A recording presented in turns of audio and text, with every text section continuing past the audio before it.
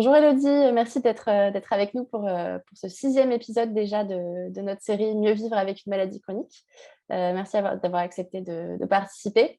Euh, Bonjour Manon, merci à vous pour l'invitation. Avec plaisir. Aujourd'hui, on va parler de ton métier et de ce qu'est la sophrologie et comment on la pratique et ce qu'elle peut apporter aux personnes. Et on va commencer par un petit tour, un tour de présentation. Donc, est-ce que tu peux nous raconter un peu qui tu es, ton parcours, d'où tu viens? D'accord, donc je m'appelle Élodie Weiss, donc je suis sophrologue. Je suis, alors, je suis devenue sophrologue dans le cadre d'une reconversion. À l'origine, j'ai travaillé une quinzaine d'années dans le domaine privé, donc de l'entreprise, où j'étais surtout dans le domaine commercial, formation. Et puis, j'ai donc fait un gros virage il y a 4 ans. Ok. Et voilà, suite à un moment où je me suis, j'étais un petit peu perdue et puis, j'ai eu besoin en effet de me retrouver et surtout de travailler dans un domaine qui allait correspondre à mes valeurs, à qui j'étais. Voilà, donc j'ai eu besoin de vraiment de revenir à moi, à l'essentiel et et me sentir, épanouie dans mon travail. Mm. Et c'est, comme ça que je me suis orientée vers la sophrologie. Je me suis donc formée et donc je suis, sophrologue maintenant depuis 3 ans et je suis installée à Orléans, dans le Loiret. Ok. Et tu exerces en libéral ou tu as aussi d'autres structures d'exercice? Alors j'exerce en libéral, donc je reçois en cabinet à Orléans, dans le centre-ville et puis, j'interviens également donc dans des structures médicales, puisque, je fais surtout de l'accompagnement médical. Ok. Heu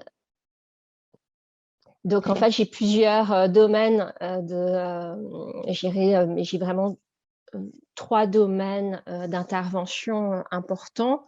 Je travaille en oncologie, donc en structure médicale, où, là, je vais accompagner des patients pendant leur, traitement et puis aussi leur hospitalisation. Donc là, je dirais que c'est vraiment un accompagnement sur plusieurs mois ou années et je travaille aussi avec une équipe, en PMA. Donc, j'accompagne des femmes et des couples donc, pendant ce parcours pour, dans leur projet bébé. Voilà, donc je suis un petit peu une cigogne. J'aime bien me surnommer comme ça et puis, je fais aussi, j'ai un autre, pôle, je dirais, donc, au niveau de l'accompagnement, sur, l'obésité et là, j'interviens sur, avec, 2 équipes, les Oréades qui sont également dans une structure médicale. Donc là, c'est des ateliers en présentiel et puis, sur Barnabé, par, des ateliers collectifs en visio. Ok. Donc, un champ assez large d'intervention, finalement. Bon, évidemment, je fais aussi, des problématiques, je dirais, plus classiques, hein, Mm. aussi de gestion du stress, hein, j'en fais également. Mais, je dirais que ce sera alors gestion du stress, burn-out.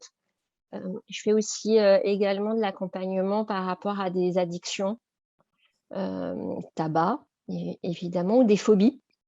C'est intéressant également. Mm. Heu et hem Et je travaille aussi, en fait, avec tout type de public, hein, donc c'est-à-dire que ça peut être avec des enfants, des adolescents et des adultes, hein.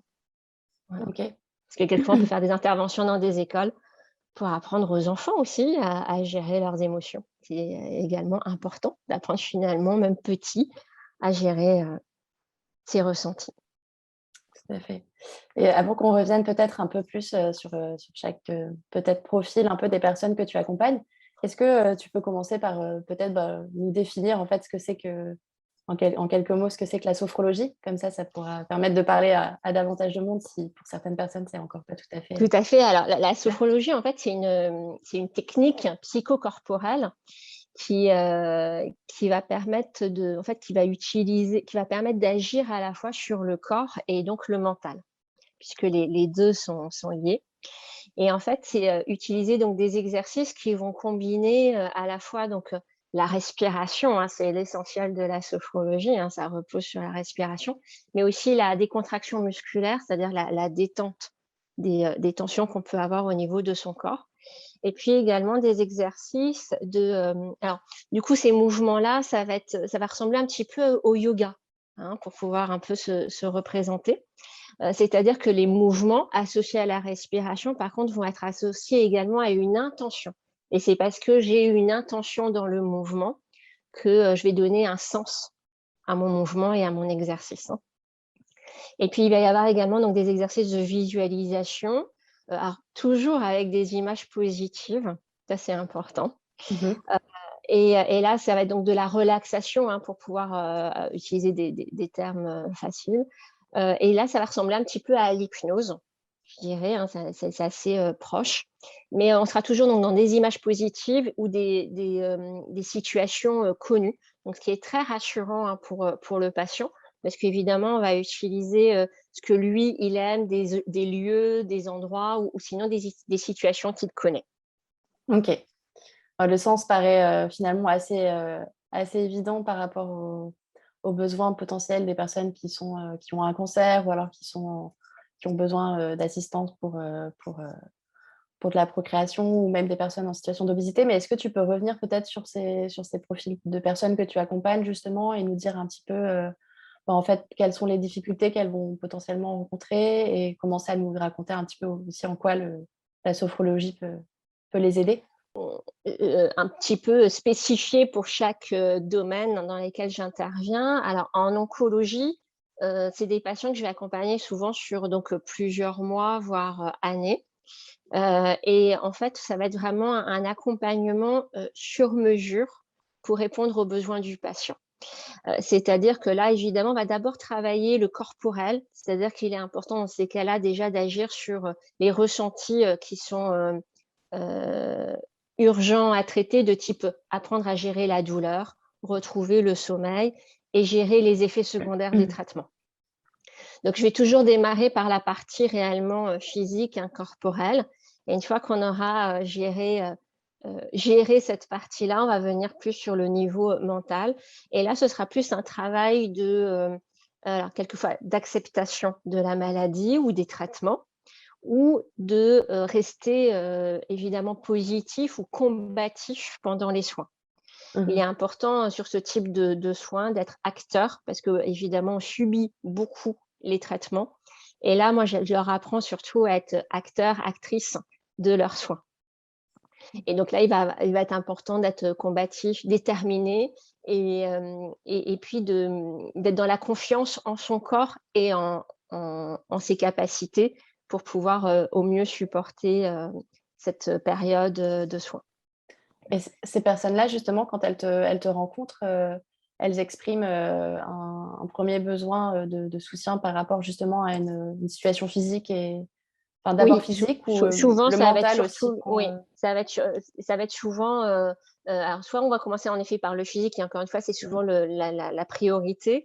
Après, si on démarre par le mental, c'est parce qu'en fait, il faut surtout travailler l'acceptation de la maladie et comprendre ce qui est en train de se passer avec les traitements. Voilà. Mhm. Donc,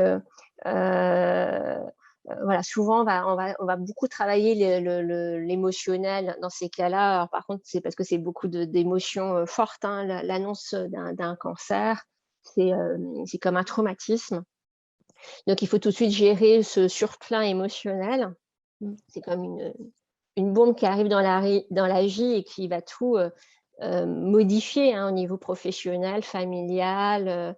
Et puis évidemment vis-à-vis de soi-même, hein, d'un seul coup on va se rendre compte de la fragilité. Et puis évidemment, en plus souvent il va y avoir cette bascule qu'on ne se sentait pas forcément malade. On va faire des traitements et là d'un seul coup on va se sentir malade. Parce qu'en effet il va y avoir de la fatigue, des effets secondaires. Et c'est là où il est important de bien comprendre que ce sont des effets secondaires dus au traitement, mais que il vaut mieux gérer des effets secondaires que de ressentir la maladie. Et donc de ne pas se tromper d'ennemi. L'ennemi, c'est le cancer et pas le traitement. Parce qu'en effet, souvent, il y a des traitements qui ont mauvaise réputation, hein, notamment la chimiothérapie, avec la perte des cheveux, hein. Il y a toujours ces représentations très négatives de ces traitements-là, parce qu'ils sont difficiles et lourds. Ils se sont beaucoup améliorés, par contre, hein, donc c'est important aussi de le savoir, c'est que ça se vit beaucoup mieux, il y a beaucoup moins d'effets secondaires qu'il y a 15 ou 20 ans. Mais ça n'empêche pas qu'en effet, il faut un petit peu alléger ces représentations-là qu'on a de la maladie, de manière à pouvoir se les approprier et se dire, voilà, le traitement, en fait, il est là pour moi, il est là pour m'aider et à me soigner. Voilà. Donc, c'est dans ce cadre-là que souvent, je vais intervenir. Et puis, alors, évidemment, il y aura plusieurs temps. Il va y avoir évidemment le temps des traitements. Donc, je vais intervenir aussi bien en chimiothérapie qu'en radiothérapie, parce que ce n'est pas tout à fait la même chose en termes de ressources à utiliser. Est-ce que tu peux nous préciser un petit peu, justement?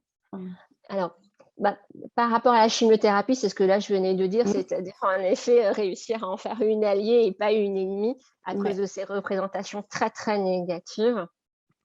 Donc là, on va gérer surtout le côté nausée. Il y a beaucoup moins de vomissements maintenant avec la chimiothérapie. J'essaye un petit peu aussi de rassurer là-dessus. Ça a beaucoup changé, alors pas sur tous les cancers, mais sur la plupart, ça a bien, bien changé. La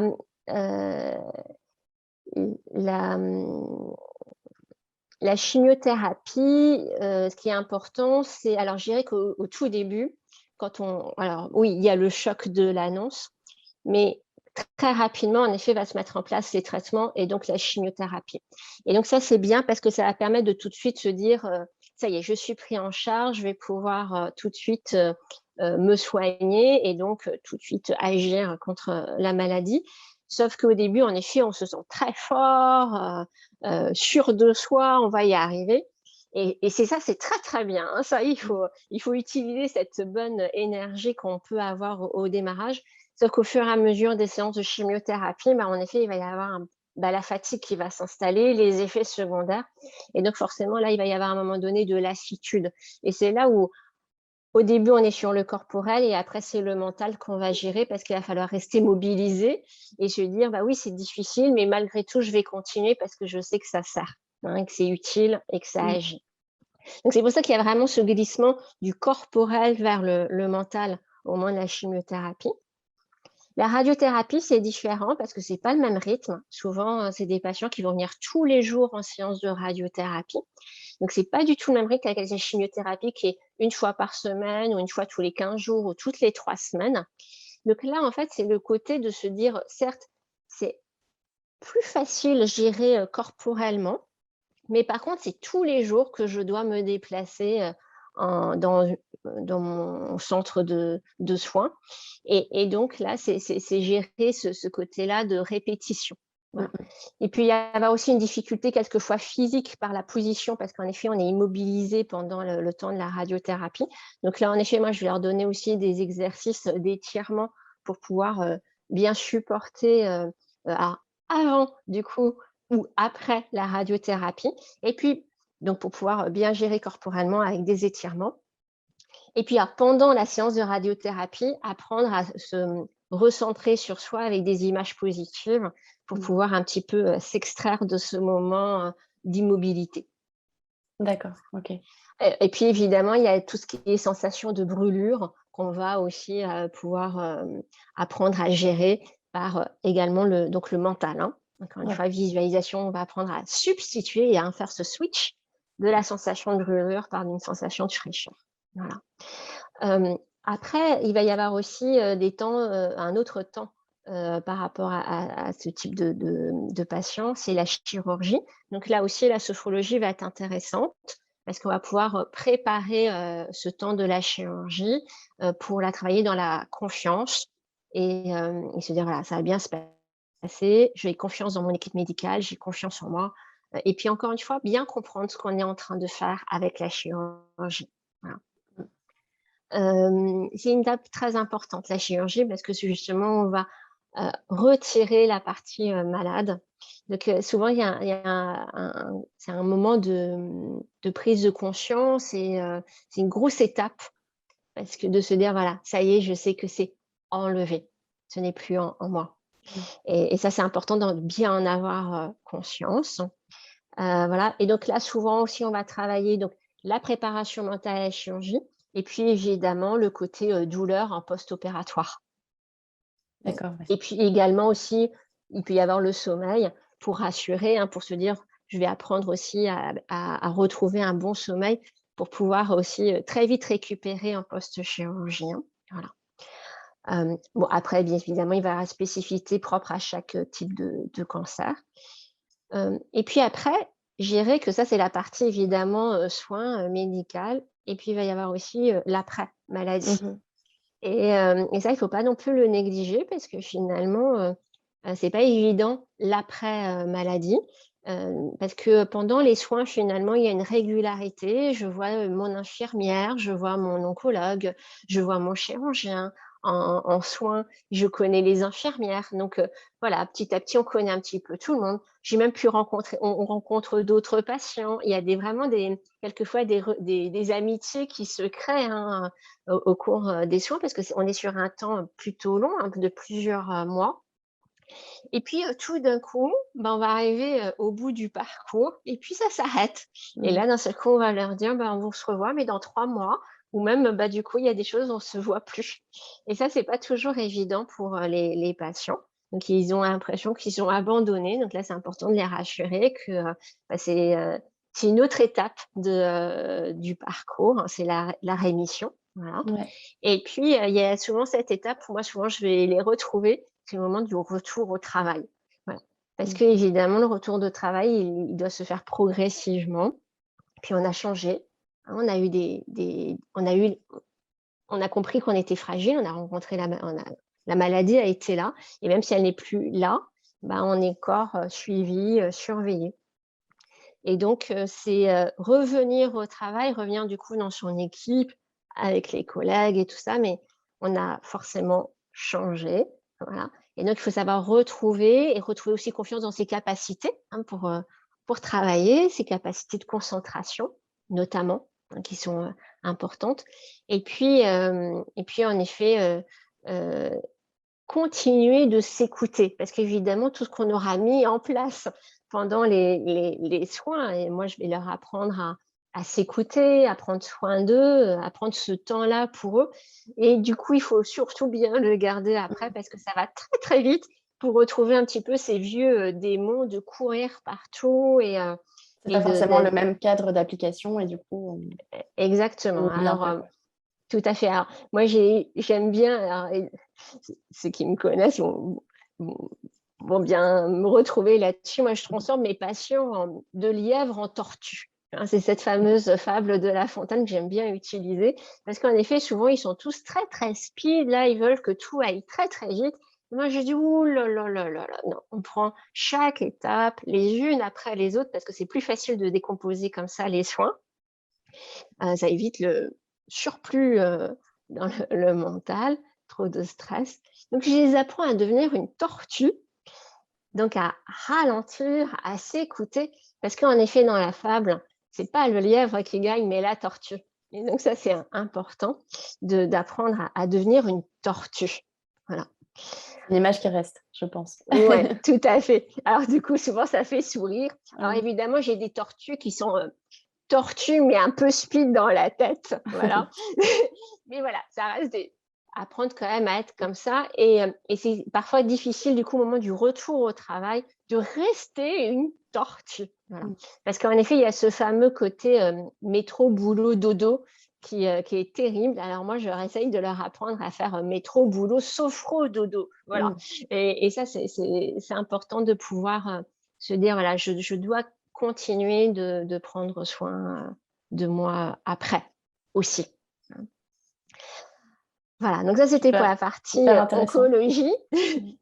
Pour les patientes en périnatalité, donc je disais, j'interviens surtout en PMA, donc en procréation médicalement assistée, hein, donc je travaille avec une équipe donc pluridisciplinaire du coup.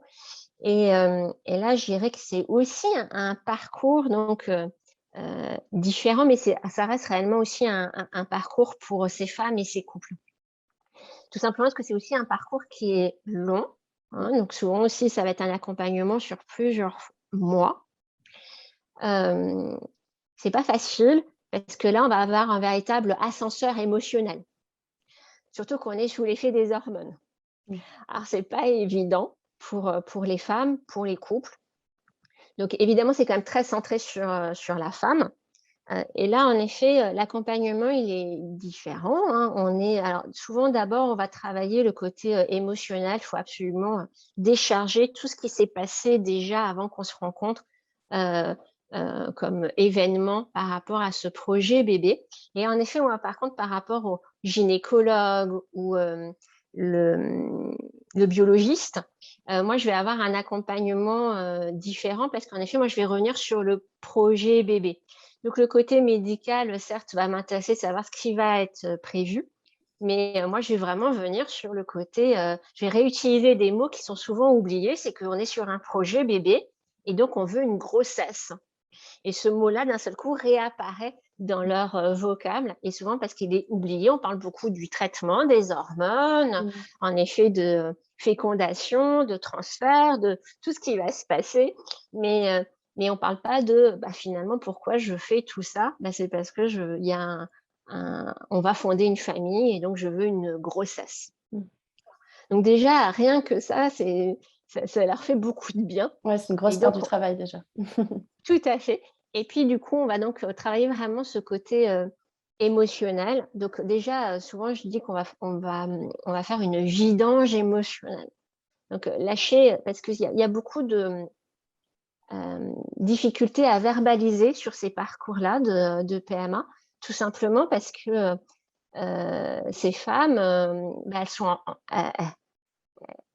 elles sont entourées, elles ont des copines et tout ça, et c'est pas facile de dire que, par exemple, c'est agaçant de voir que les copines elles tombent enceintes comme ça, et puis moi non, je galère, ça fait des années que je fais des traitements et je n'y arrive pas. Et il y a beaucoup de sentiments d'injustice, de culpabilité, pourquoi moi, et tout ça, et d'incompréhension. Et donc, je pense que c'est vrai que c'est important de pouvoir enfin pouvoir verbaliser que ça, c'est pas facile.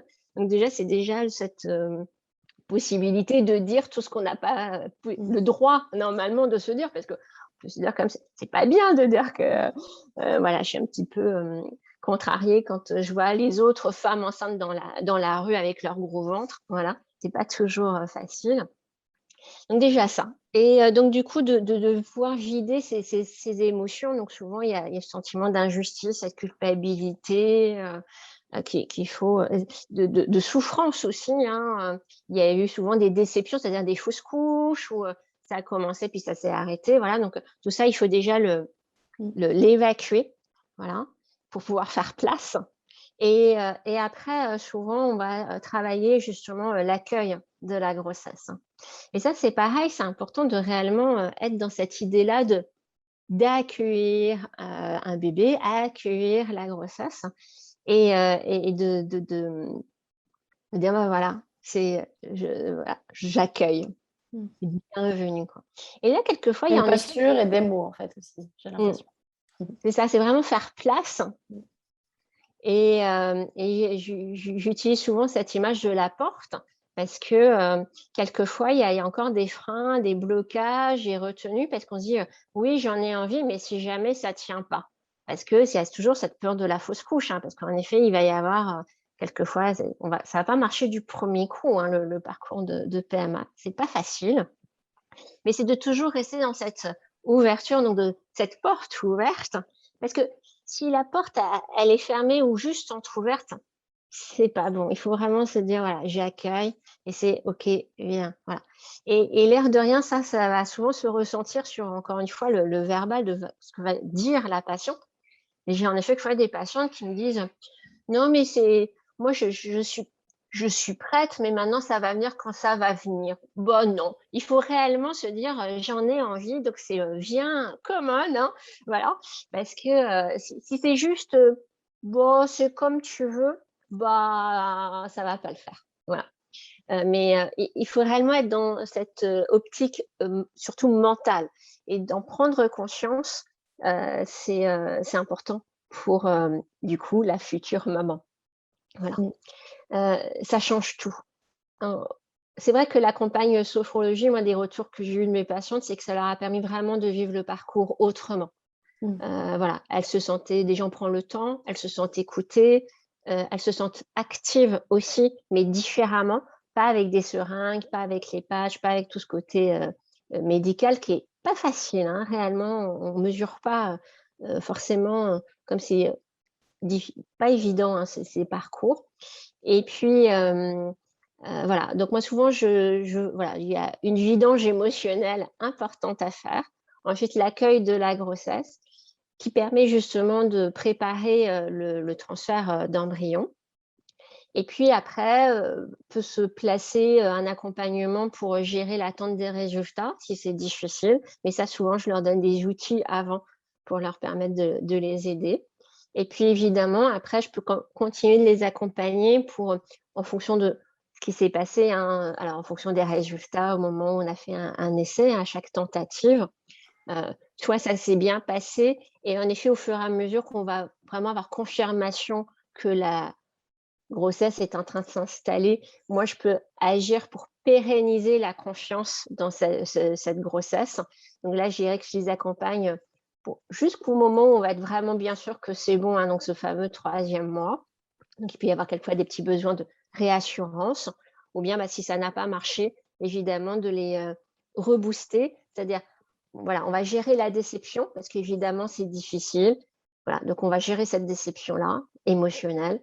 Et puis, par contre, on va tout de suite de repartir, ce coup de boost, parce que c'est important de se dire, bah voilà, là, ça n'a pas marché, mais je repars dans le parcours et je vais continuer parce que ce qui compte, c'est mon objectif, c'est avoir un bébé. Voilà. Et puis, bon, bah là, évidemment, la récompense, c'est quand ça marche, parce que du coup, ça fait tout plein de bébés. Et puis surtout, on voit des parents heureux.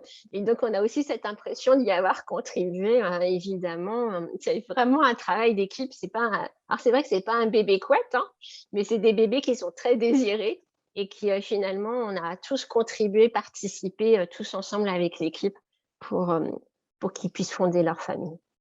C'est un réel soutien d'avoir une équipe aussi, aussi pluridisciplinaire et aussi disponible à l'écoute, j'imagine, aussi pour un tel Tout à fait. projet. Et c'est vrai que là, par contre, on est sur quelque chose en termes de rythme et d'organisation qui est très différent, puisque du coup, on se cale en fonction du cycle de la femme. Donc, c'est vrai que c'est assez particulier pour pouvoir s'organiser, parce que là, dans ce cas, moi, ce sont des rendez-vous qui doivent vraiment se placer par rapport au cycle. Et si justement, on parle un petit peu plus de ton approche vis-à-vis de l'accompagnement PMA ou bien en oncologie, comment toi, tu définirais un petit peu ta philosophie, comment tu amènerais la sophrologie ou comment tu l'amènes auprès de tes patients, justement, peut-être quels sont les mots que tu... Alors, c'est vrai que ça va être un petit peu différent, hein, en termes d'approche. Je dirais qu'en oncologie, c'est vraiment être acteur de ses soins. C'est vraiment s'approprier les traitements, être à l'écoute de soi, hein, au niveau de ses ressentis corporels et comment je me sens aussi dans ma tête. Et justement, à chaque fois, de ne pas hésiter à solliciter pour pouvoir se sentir mieux. Après, c'est vrai que en oncologie, c'est un travail vraiment sur un long temps. Donc, c'est vrai que c'est assez particulier parce qu'on va avoir vraiment des moments où, bon, moi, quand ça va bien, bah, tant mieux, hein, d'accord, on reste là-dessus. Par contre, c'est important de savoir que quand ça ne va pas bien, bah, j'ai quelqu'un au cas où qui va pouvoir m'aider. Et ça, c'est important de savoir solliciter ces personnes-là. Alors évidemment, moi, je suis sophrologue, mais ça peut être aussi une psychologue ou voilà, d'autres techniques aussi, hein. Mais de ne pas hésiter à être accompagné. Mais par contre, c'est vrai que moi, je vais leur permettre de vraiment découvrir qu'ils ont les capacités de pouvoir surmonter ce moment-là difficile de leur vie et que, en plus, on peut le vivre avec le sourire. Voilà. Le cancer, oui, c'est terrible, évidemment, et on ne gagne pas toujours. Mais on peut choisir de le vivre à sa manière, en étant en plus soi-même, mais de le vivre au mieux, et je peux le vivre aussi positivement. Voilà. Je peux y mettre aussi du sourire. Et ça, c'est aussi valable même à chaque temps. On n'a pas parlé, mais je fais aussi de l'accompagnement, bien sûr, en fin de vie, parce qu'on ne gagne pas toujours. Mais aussi pouvoir vivre ce moment-là qui est pas facile, mais en y mettant toute la douceur qui est nécessaire, mais aussi de la légèreté, voilà, et ben, c'est aussi important, aussi bien pour le patient que pour la famille. Voilà.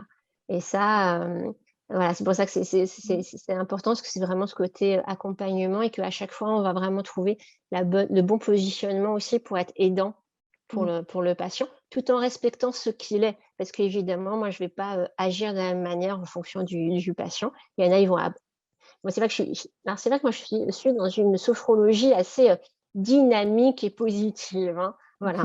Euh, c'est vrai qu'à ce niveau-là, je les, parce qu'évidemment, moi, j'essaie qu'ils se dépassent, hein, parce que évidemment, sinon, c'est facile de se laisser aller, de se dire c'est difficile. Bah oui, c'est difficile, mais on va y aller, hein. Voilà, Et donc, alors, comment tu t'y prends? C'est quoi tes techniques? Comment ça se déroule un petit peu une alors, séance avec bah, toi? alors, bon, évidemment, il y a un temps d'abord de verbalisation, hein, d'échange. Moi, j'ai besoin de savoir comment se sent le patient.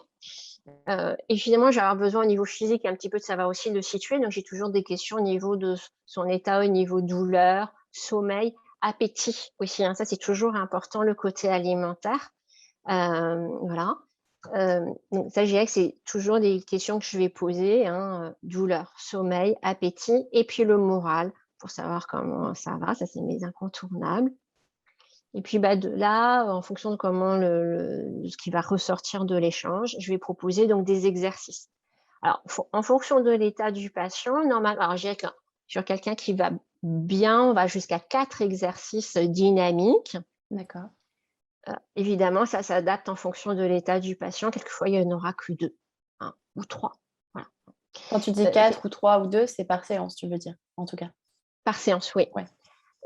Après aussi, les exercices, ils vont se pratiquer soit debout, soit assis, soit allongé. Évidemment, en fonction aussi de l'état du patient. Tout s'adapte. À ce niveau-là, on fait vraiment en fonction du patient. Il y a même des exercices que moi, j'ai complètement transformés. Normalement, on utilise les pieds.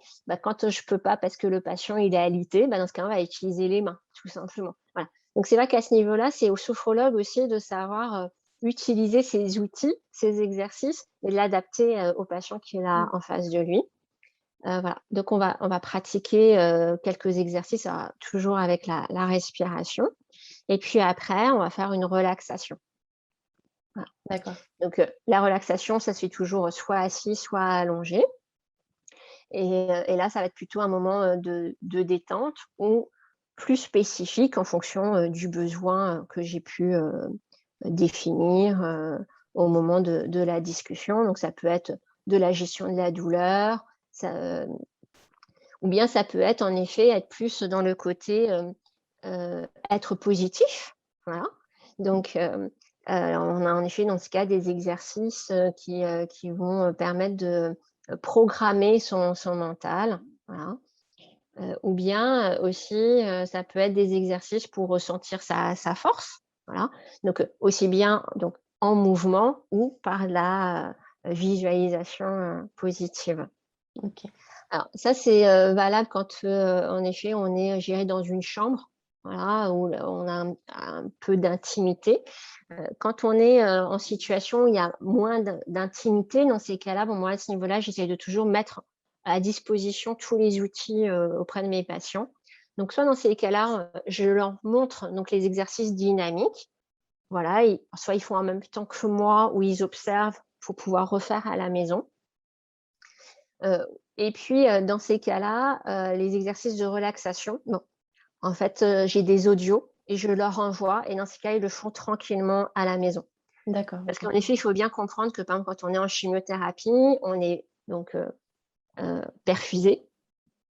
Donc, il y a des petites machines qui font bip bip toutes les demi-heures ou toutes les heures.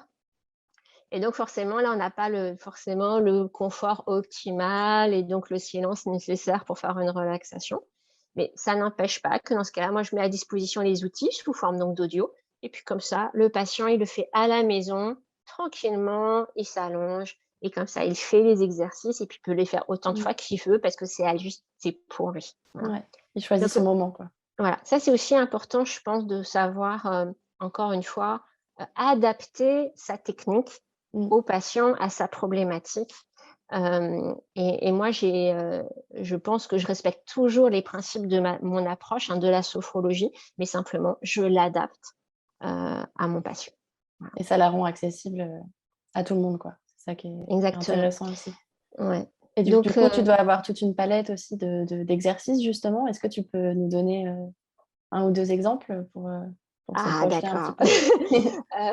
Alors, des exemples. Alors, on va avoir de la respiration pure. Ça, je dirais que c'est un petit peu les indispensables en sophrologie. Ça, je dirais que dans toute première fois, toute première rencontre avec un patient, souvent, je vais lui présenter la respiration. Donc, la respiration thoracique, la respiration abdominale. Ça, c'est l'indispensable. C'est comme le jean dans la garde-robe. Il faut savoir respirer. Et en plus, et surtout que la respiration, ça permet en quelques minutes de gérer déjà beaucoup de choses. On va l'utiliser en gestion émotionnelle, gestion du stress évidemment, pour la douleur, pour le sommeil. Donc, en plus, c'est vraiment intéressant parce que je peux faire déjà beaucoup de choses rien qu'avec 2 exercices. Et en plus, je peux le faire à tout moment. La respiration, gérer mon stress, je vais pouvoir le faire aussi bien du coup à mon bureau, à mon travail, en prenant juste quelques instants, en fermant les yeux. Mais aussi, je peux le faire évidemment dans les transports, alors en voiture si je ne conduis pas, voilà, quand je suis accompagnée, ou évidemment dans une salle d'attente, avant un examen ou quelque chose, je vais pouvoir faire ma respiration. Donc ça, c'est ce côté aussi commode de pratique, de se dire: «Je vais pouvoir aussi, faire ma sophrologie à tout moment dès lors que j'en ressens le besoin». Donc ça, c'est l'indispensable. Après en exercice, il va y avoir,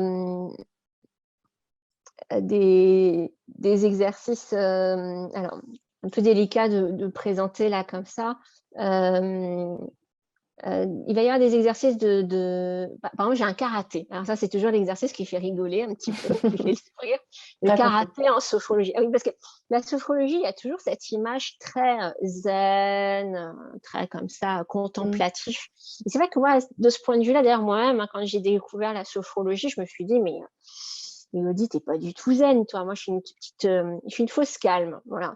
Alors tout le monde me voit très calme, c'est vrai, je suis calme. Mais en fait, je suis en même temps plein d'énergie, mais je suis dans une énergie positive, voilà.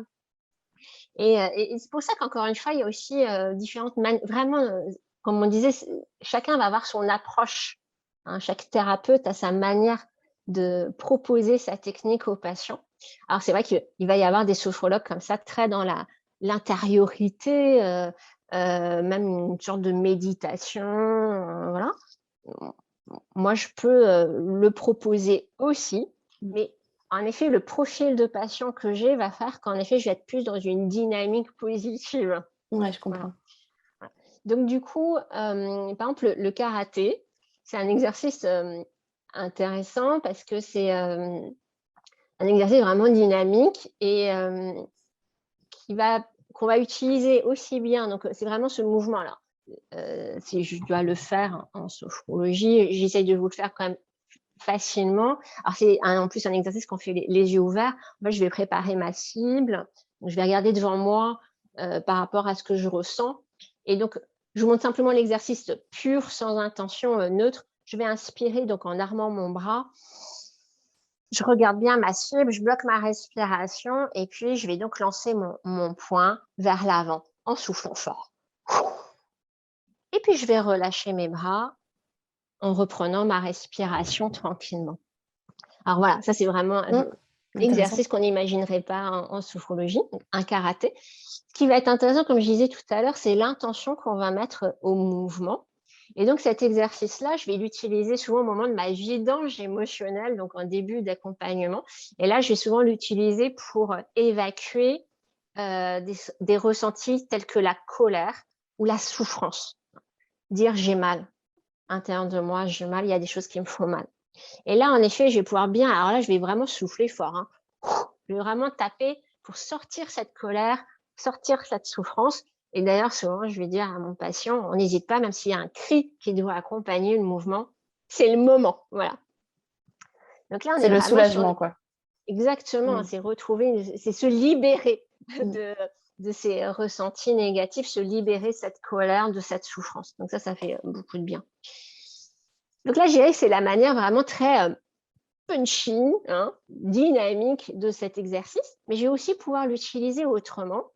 Je peux l'utiliser, alors justement, par exemple, par rapport à l'oncologie, les traitements, je peux utiliser pour me dire, en efficacité du traitement.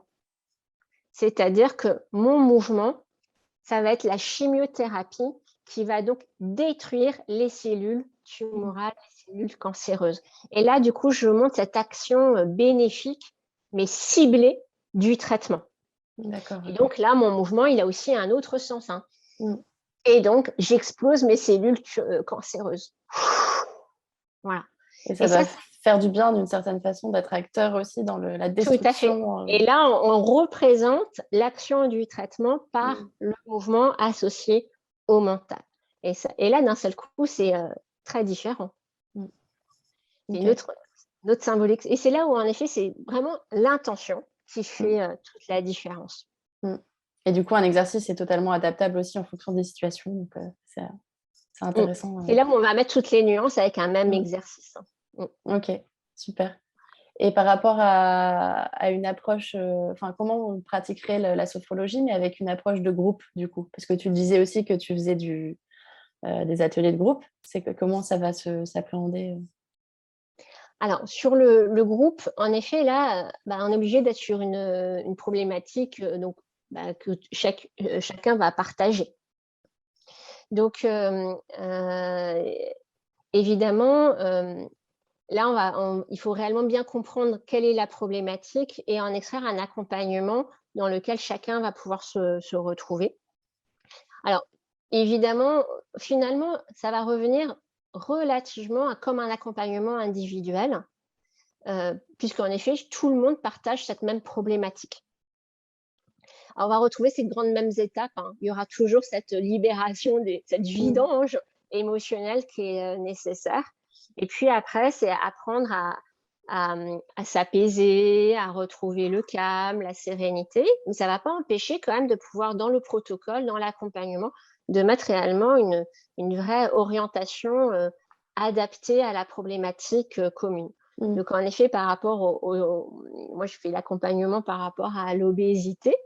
Donc, je dirais qu'en fait, mes séances sur Fabrique ta santé, sur Barnabé, il y a vraiment 2 grands temps sur, je dirais, mes interventions. Il y aura d'abord vraiment ce temps complètement adapté à la problématique du surpoids. Donc, ça va commencer par déjà, alors c'est rigolo parce que ça s'est passé justement hier. Je commence toujours par une présentation où j'explique le lien entre mon état émotionnel et mon comportement alimentaire. Il faut déjà comprendre pourquoi, du coup, moi, je propose de la sophrologie et en quoi ça va être intéressant pour les participants de faire de la sophrologie. Voilà. Donc, c'est mettre ce lien qui est très important entre comment je me sens dans ma tête et comment je me comporte vis-à-vis de la nourriture, de l'alimentation. Donc, on fait ça. Et puis ensuite, je déroule mon accompagnement. Donc, en effet, on démarre par une vidange émotionnelle parce qu'en effet, il faut comprendre que si je ne me sens pas bien, si j'ai plein d'émotions en moi, je ne peux pas me sentir bien, je ne peux pas bien gérer mon comportement alimentaire. C'est là où, en effet, je vais le combler par l'alimentaire. Hein. Je vais me remplir. Je vais me rassurer, je vais me réconforter selon mon comportement, selon comment je vais manger. Il va y avoir plein de choses qui vont en fait s'exprimer. Voilà. La manière que je m'alimente, elle veut dire quelque chose en fait. Hein. Elle exprime quelque chose de moi par rapport à ce que je ressens. Donc, vidange toujours. Et puis après, par contre, on va donc apprendre à retrouver donc, de la sérénité, surtout à se rassurer pour justement ne plus avoir besoin de l'aliment, pour pouvoir combler mes manques affectifs ou mes difficultés émotionnelles. Et puis après, je vais aussi travailler la maîtrise pour justement ne pas craquer. Voilà. Et puis aussi retrouver confiance en moi. Souvent, y a des difficultés à ce niveau-là, et ça, c'est important de retrouver cette confiance en soi. Ça, je dirais que c'est vraiment les grands, grands principes. Puis une Ok. fois que j'ai fait cet accompagnement, alors qu'il se fait quand même sur à peu près 3 mois, hein, c'est le temps normalement d'un accompagnement en sophrologie, hein, puisqu'on est sur la thérapie brève. Une fois qu'on aura fait tout ce protocole-là, donc c'est en effet des personnes qui sont bien régulières, elles viennent à chaque séance, du coup elles ont bien tout le protocole à disposition. Alors sachant que du coup, à chaque séance, on retrouve toujours ce moment où moi, du coup, je vais présenter la thématique de la séance, quelle est l'intention de cette séance, que ça va leur apporter. Ensuite, on pratique donc 4 exercices ensemble, soit assis, soit debout. Même avec la JU, on peut faire comme ça. Donc 4 exercices. Et ensuite, on fait toujours une relaxation. Et j'enregistre ce moment de relaxation. Et ensuite, je leur mets à disposition s'ils souhaitent pour pouvoir le refaire. Ok, super. Donc ça, c'est comme ça que ça se passe en visio. Et donc, je dirais qu'une fois qu'on a fait ce long temps d'accompagnement vraiment spécifique, adapté aux, aux participants, après, bah, du coup, je fais un autre temps où là, finalement, à chaque séance, je leur demande de quoi ils ont besoin. Voilà. Donc, soit du coup, comme ça, on fait des rappels, hein, évidemment, parce que la palette de la sophrologie, elle est quand même limitée, hein. J'ai 25 exercices à ma disposition. Donc, évidemment, c'est toute l'intention qui va faire que je vais pouvoir jouer avec. Mais n'empêche que, voilà, c'est ça. Il y a un moment donné, il faut savoir faire autrement. Et là, dans ce cas, je leur demande comment ils se sentent. Et puis, bah, de là, on définit ensemble, du coup, une thématique pour la séance.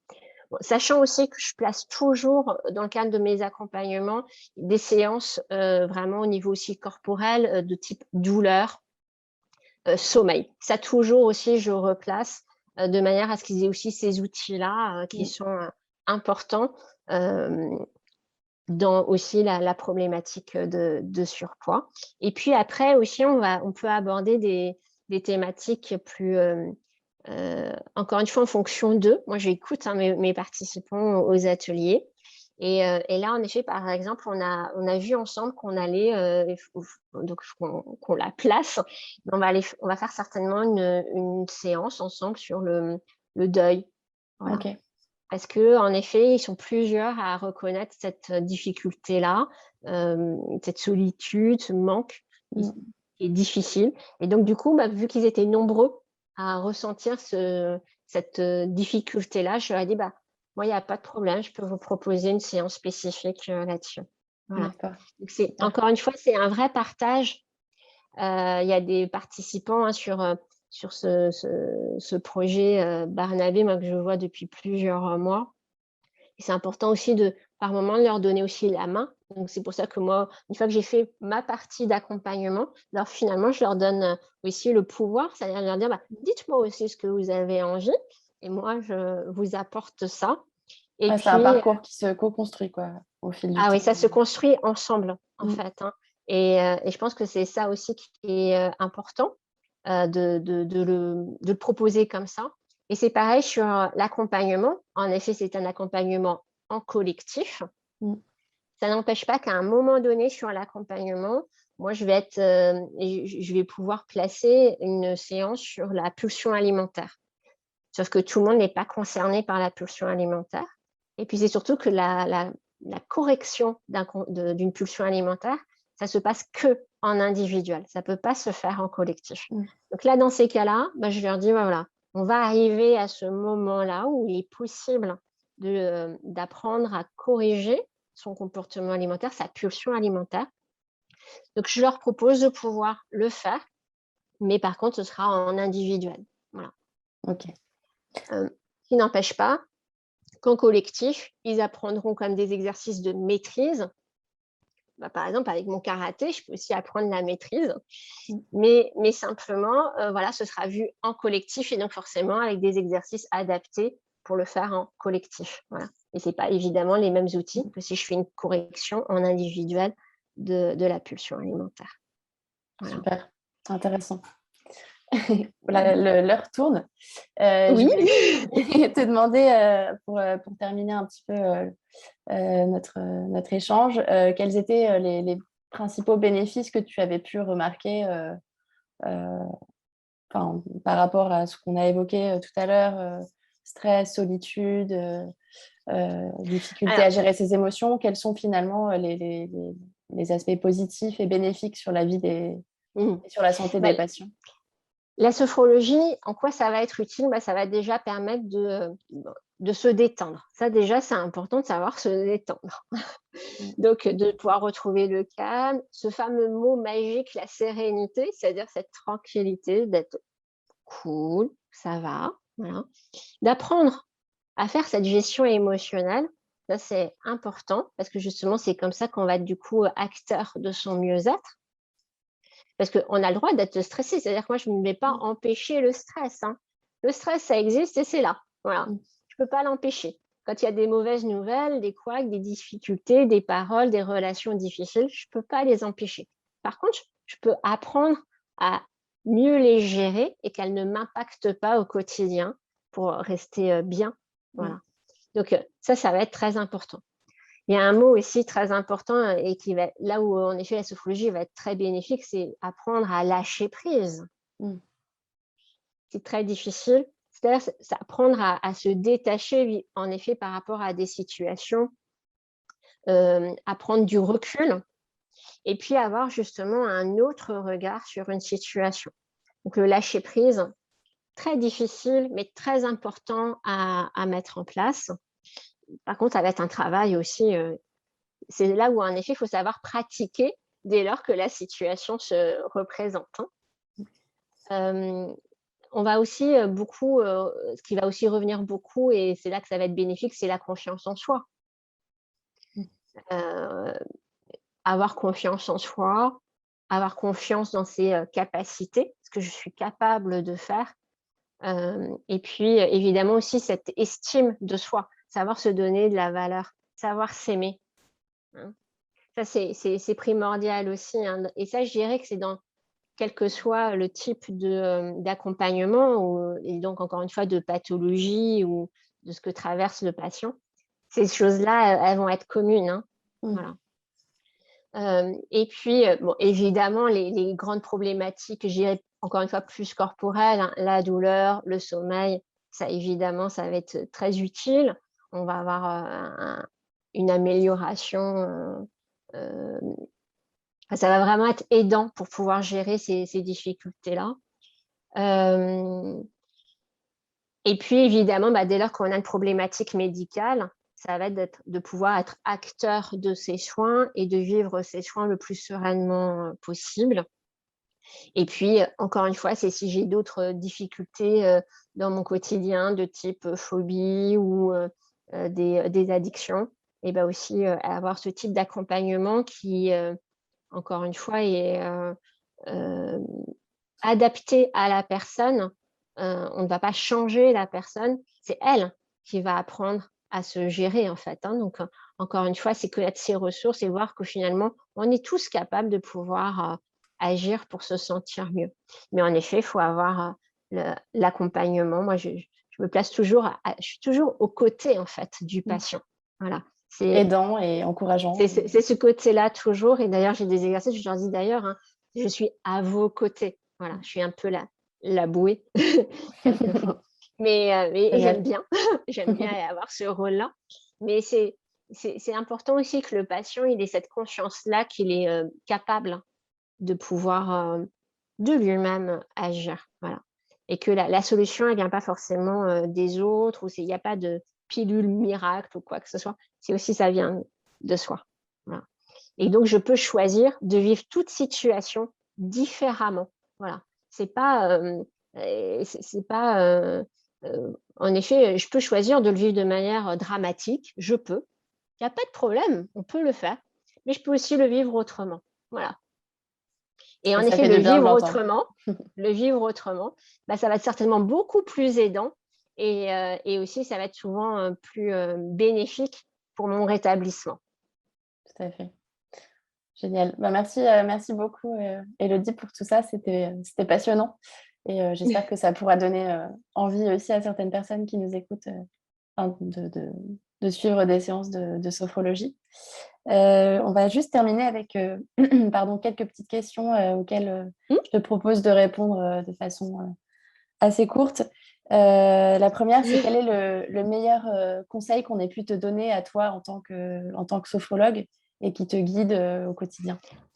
Alors, justement, ça a été une phrase qui a fait que je suis devenue sophrologue, qui m'a permis justement de faire cette conversion, c'est de savoir s'écouter pour pouvoir se retrouver.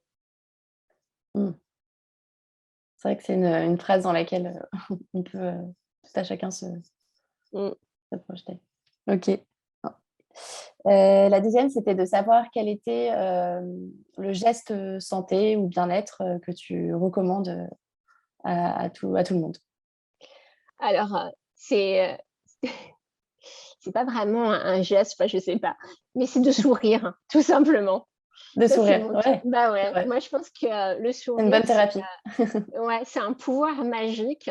C'est contagieux et en plus, ça correspond bien aussi à l'idée de la sophrologie parce que la sophrologie, elle repose sur, le principe d'action positive, c'est-à-dire le positif amène le positif et en effet, je trouve que, il y a aussi un moyen tout simple, c'est le sourire qui, est immédiat. Ça fait tout de suite une bonne énergie et c'est fou comme tout ça c'est en effet, c'est contagieux. Donc quand on sourit aux gens et ben, ils vont aussi, d'un seul coup se mettre à sourire et on peut faire aussi plein de choses, enfin, on peut aussi changer plein de rapports ou de relations juste parce que justement, on sourit. Voilà, donc c'est un pouvoir, magique.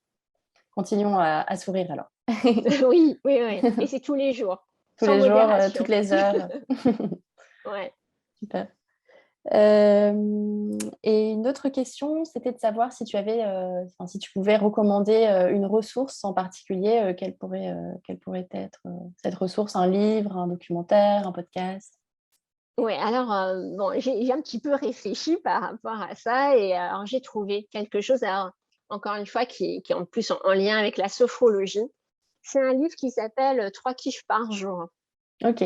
De oui, Florence. de Florence Servan-Schreiber OK. et en effet, je trouvais que c'était, un bon moyen, de se rappeler, toute la bienveillance qu'il faut avoir et en effet qu'on peut développer cette pensée positive au quotidien.